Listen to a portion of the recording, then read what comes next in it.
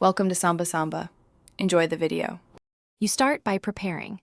Back up any chats you want and confirm whether you're on Android or iPhone because controls differ.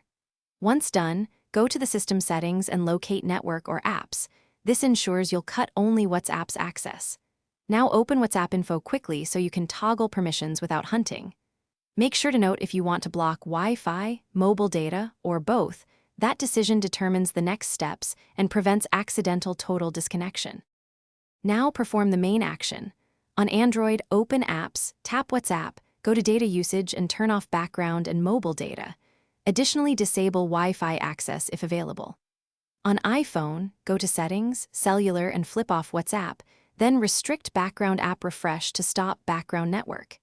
If you need more control, use a reputable firewall or VPN app to block outgoing connections for WhatsApp. This gives granular rules, so notifications and media both stop according to your chosen blocks. Finish by restarting your device so settings apply cleanly, then test. Ask someone to message you or send one from a second device. If WhatsApp still sends/receives, make sure background app refresh, Wi-Fi assist, or any VPN isn't bypassing your block.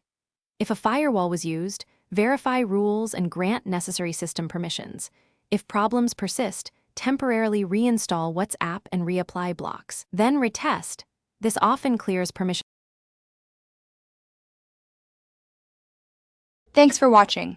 Consider subscribing if we helped you.